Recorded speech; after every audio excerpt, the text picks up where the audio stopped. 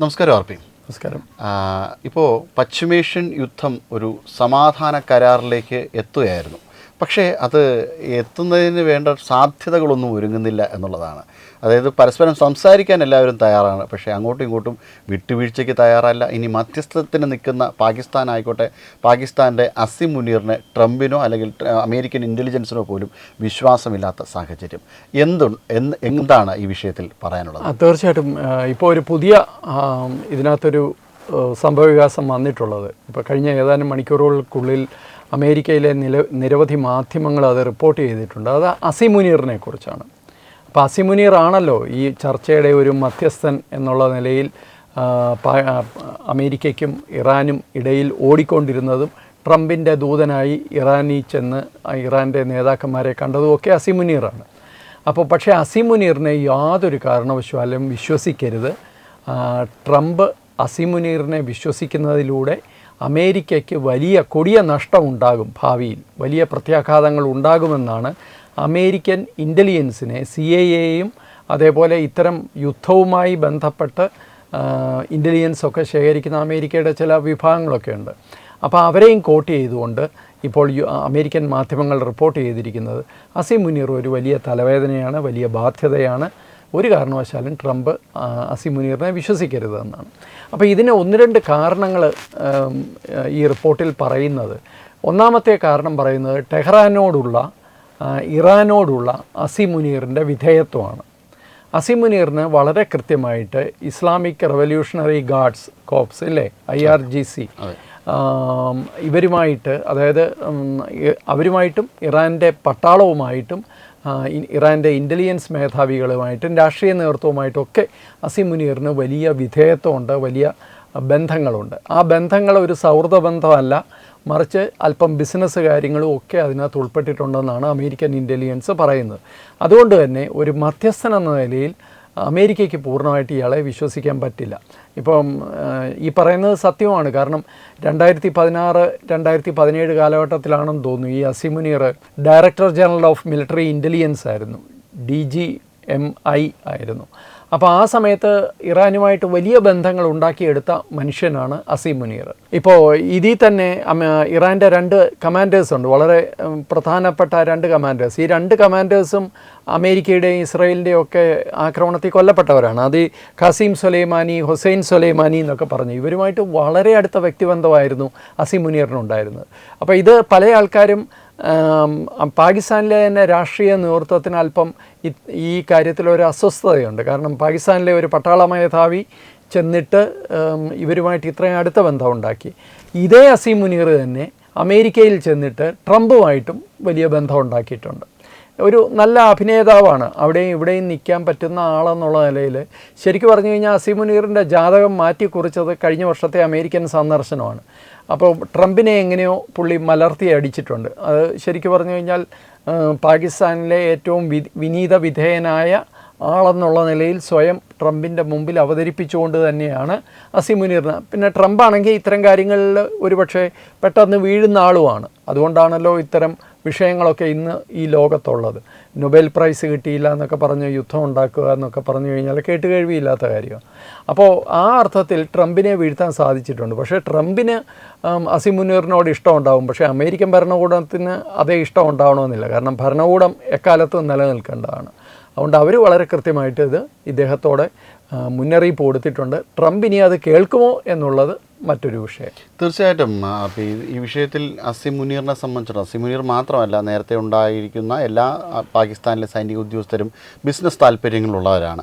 ആർമിക്കും സ്വന്തമായി ഒരുപാട് ബിസിനസ്സുകളുണ്ട്. ഇപ്പോൾ റിയൽ എസ്റ്റേറ്റ് ആയാലും, ഇപ്പോൾ ഇറാനെ എടുത്തു കഴിഞ്ഞാലും ഇറാൻ്റെ IRGC ഇസ്ലാമിക് റവല്യൂഷണറി കോപ്സിനും അവരുടേതായ ബിസിനസ് താല്പര്യങ്ങളുണ്ട്. ഇപ്പോൾ റിയൽ എസ്റ്റേറ്റോ അല്ലെങ്കിൽ ബാങ്കിങ് പോലുള്ള മേഖലകളിൽ അവരും വലിയ താല്പര്യമാണ്. പാകിസ്ഥാനിൽ ഇനി മയക്കുമരുന്നിൻ്റെ ബിസിനസ്സും കൂടെ ഉണ്ട് എന്നുള്ളത് വേറൊരു വസ്തുത. അങ്ങനെ വളരെ വലിയ ബിസിനസ് താല്പര്യങ്ങൾ ഇവർക്കുണ്ട്.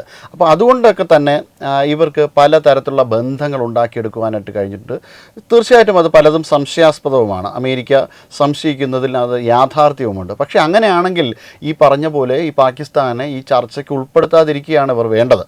പക്ഷെ ആ കാര്യത്തിൽ ഇവരെന്താ ഇപ്പോൾ അത് എന്ന് മാത്രമല്ല, ഇപ്പോൾ ഈ ഹരി ഇപ്പോൾ പറഞ്ഞ പോലെ ഇത് നമ്മൾ അസിം മുനീറിലേക്ക് മാത്രം ഒതുക്കി നിർത്തേണ്ട വിഷയമല്ല.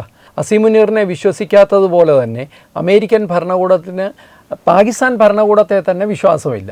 അത് വളരെ വ്യക്തമാണ്.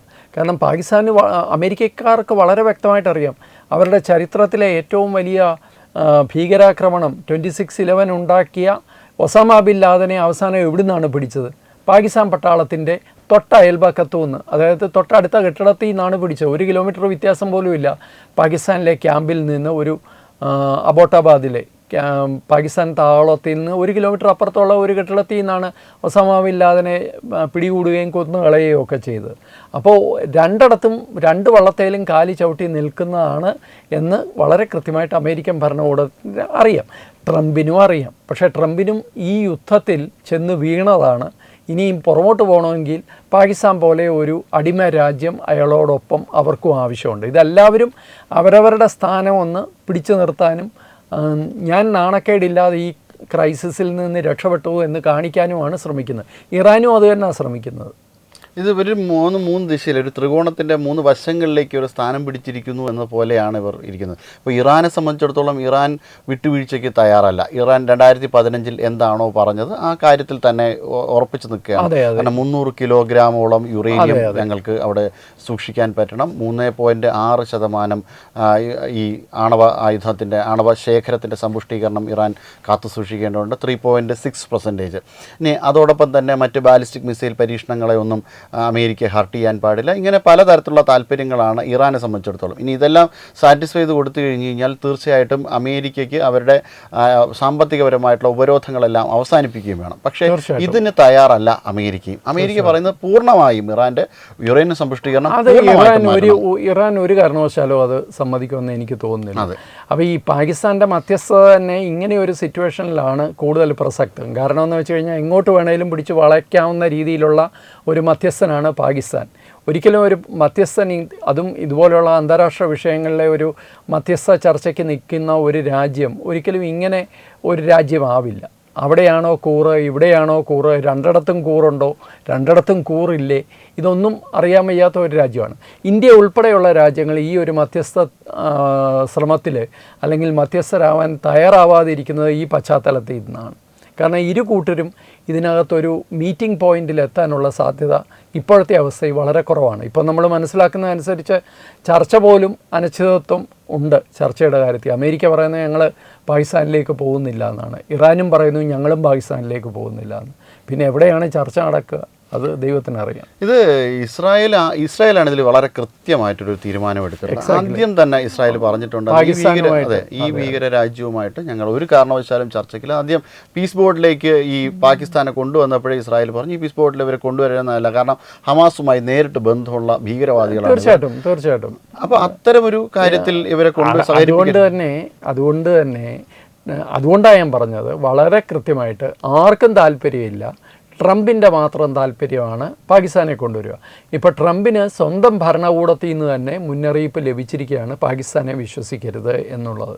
അതുകൊണ്ട് അത് പാകിസ്ഥാൻ്റെ പ്രശ്നം മാത്രമായിട്ട് നിൽക്കില്ല, മറിച്ച് ഇതിനൊരു സമാധാനം കണ്ടെത്താനുള്ള ശ്രമങ്ങളെ കൂടി പരാജയപ്പെടുത്തുന്നതാണ് പാകിസ്ഥാൻ്റെ മധ്യസ്ഥ ശ്രമം. അതാണ് മനസ്സിലാക്കേണ്ടതെന്ന് തോന്നുന്നു. ഈ ഒരു പ്രശ്നത്തിന് കുറച്ച് ദിവസങ്ങൾക്ക് മുന്നെയാണ് അമേരിക്ക പോലും റിപ്പോർട്ട് പുറത്തുവിട്ടത്. കാരണം 12ഓളം ഭീകരവാദ സംഘടനകൾ, അന്താരാഷ്ട്ര ഭീകരവാദ സംഘടനകളുള്ള ഒരു ആഗോള ഭീകര രാഷ്ട്രമാണ് ഈ പാകിസ്ഥാൻ എന്നതാണ് അമേരിക്കയുടെ റിപ്പോർട്ട് തന്നെ. പിന്നെ എന്തിനാണ് ഈ റിപ്പോർട്ടൊന്നും വെച്ചിട്ടല്ലല്ലോ ട്രംപ് പ്രവർത്തിക്കുന്നത്. ട്രംപ് പ്രവർത്തിക്കുന്നത് പുള്ളിയുടെ ഒരു വേറൊരു ലോകത്താണ്, ഒരു പാരലൽ വേൾഡിലാണ് നിൽക്കുന്നത്. പക്ഷേ ഭരണകൂടം അങ്ങനെയല്ല. ഞാൻ അതുകൊണ്ടാണ് നേരത്തെ പറഞ്ഞത്. അതുകൊണ്ട് തീർച്ചയായിട്ടും ഇത് പാകിസ്ഥാന് വലിയ ഒരു ഭീഷണിയുണ്ട് ഇതിനകത്ത്. അതുകൂടെ നമ്മൾ പറഞ്ഞ് അവസാനിപ്പിക്കണം. അതായത് ഇറാനെ ഇങ്ങനെ പിന്തുണയ്ക്കുകയും ഇറാനോട് വിധേയത്വം കാണിക്കുകയും ചെയ്യുന്നത് GCC രാജ്യങ്ങൾക്കിടയിൽ പാകിസ്ഥാനെതിരെ വലിയ തോതിൽ വികാരം ഉണ്ടായിട്ടുണ്ട്. കാരണം ഈ പറയുന്ന പല രാജ്യങ്ങളും വളരെ സേഫായിട്ടുള്ള രാജ്യങ്ങളായിട്ടാണ് കണക്ക് കൂട്ടുന്നത്, ബിസിനസ് നടത്തുന്ന രാജ്യങ്ങളായിട്ടാണ് കണക്ക് കൂട്ടുന്നത്. അപ്പോൾ അതിനിടയിൽ അവിടെയാണ് ഇറാൻ കൊണ്ടുപോയി ബോംബിട്ടതും സമാധാനം തകർത്തതും. ആരും പ്രതീക്ഷിച്ച കാര്യമല്ല. വലിയൊരു വിഭാഗം പ്രവാസികൾ ലോകത്തിൻ്റെ എല്ലാ ഭാഗങ്ങളിൽ നിന്നുള്ള രാജ്യങ്ങളാണ് ഇതൊക്കെ. അപ്പോൾ അവിടെ വലിയൊരു തോതിൽ അസ്വസ്ഥത ഉണ്ടായിട്ടുണ്ട്. അപ്പോൾ ഈ അർത്ഥത്തിൽ നോക്കിക്കഴിഞ്ഞാൽ ആ പാകിസ്ഥാൻ എന്ന് പറയുന്ന രാജ്യം ഇതിനൊക്കെ കാരണക്കാരായ ഇറാനുമായിട്ട് ഈ അടുപ്പം കാണിക്കുന്നത് പാകിസ്ഥാൻ എന്ന രാജ്യത്തെ മാത്രമല്ല, പാകിസ്ഥാനികളായിട്ടുള്ള പ്രവാസികളെ പോലും അത് നെഗറ്റീവായിട്ട് ബാധിക്കാൻ ഇനിയുള്ള ദിവസങ്ങളിൽ സാധ്യതയുണ്ട്. തീർച്ചയായും ഇതിനു കുറച്ച് മുന്നെയാണ് UAE അവരുടെ വിസ നിഷേധിച്ചത്. അങ്ങനെ പല രാജ്യങ്ങളുടെയും വെറുപ്പ് സമ്പാദിച്ചു. ഈ പാകിസ്ഥാനെ സംബന്ധിച്ചിടത്തോളം കഴിഞ്ഞ ചർച്ചയ്ക്ക് വിളിച്ചതിന് ശേഷം ആ ചർച്ച നടത്തിയ ഹോട്ടലിലെ ബില്ലടയ്ക്കാൻ പോലും കാശില്ലായിരുന്നു. ഈ സെറീന ഹോട്ടൽ, ഈ ആഗാഖാൻ നെറ്റ്വർക്കിലുള്ള സെറീന ഹോട്ടലിലെ ബില്ലടയ്ക്കാൻ പോലും കയ്യിൽ കാശില്ലായിരുന്നു. എന്തെങ്കിലും ദമ്പടി കിട്ടുമെന്ന് പറഞ്ഞുകൊണ്ടാണ് വിളിച്ചു വരുത്തിയത്. ഇതിൽ ഏറ്റവും കൂടുതൽ നഷ്ടം സംഭവിക്കുന്നതും പാകിസ്ഥാന് തന്നെയാണ്. ഒരു സംശയമില്ല. പിന്നെ ട്രംപിന് പറ്റിയ കൂട്ടാളിയാണ് പാകിസ്ഥാൻ. അതുകൊണ്ടാണ് ട്രംപ് കൂടെ നിർത്തുന്നത്. നമസ്കാരം. വിട്ടുവീഴ്ചയില്ലാത്ത നിലപാടുകളുമായി ദേശീയതയുടെയും സമാജത്തിൻ്റെയും ശാക്തീകരണത്തിനു വേണ്ടി തത്വമയിയുടെ ജൈത്രയാത്ര തുടരുകയാണ്. യൂട്യൂബിൽ മാത്രം തത്വമയിക്ക് 10 ലക്ഷം സബ്സ്ക്രൈബേഴ്സിലേക്ക് എത്താൻ ഏതാനും ചുവടുകൾ മാത്രമാണ് ബാക്കി. മറ്റ് സോഷ്യൽ മീഡിയ പ്ലാറ്റ്ഫോമുകളിലും തത്വമയിയുടെ നിറസാന്നിധ്യം തുടരുകയാണ്. ഈ അവസരത്തിൽ ഞങ്ങൾക്ക് നിങ്ങളോടുള്ള അഭ്യർത്ഥന ഞങ്ങളോടൊപ്പം നിൽക്കുക എന്നുള്ളതാണ്. നിങ്ങൾ ഉപയോഗിക്കുന്ന ഏത് സോഷ്യൽ മീഡിയ പ്ലാറ്റ്ഫോം ആണെങ്കിലും ഞങ്ങളുടെ വരിക്കാരാകുക, ഞങ്ങളെ സബ്സ്ക്രൈബ് ചെയ്യുക, നിങ്ങളുടെ സുഹൃത്തുക്കളിലേക്ക് തത്വമയിയുടെ ഈ സന്ദേശം പ്രചരിപ്പിക്കുക. ഞങ്ങളോടൊപ്പം നിൽക്കൂ, രാഷ്ട്രത്തോടൊപ്പം നിൽക്കൂ, ദേശീയതയ്ക്കൊപ്പം സഞ്ചരിക്കൂ.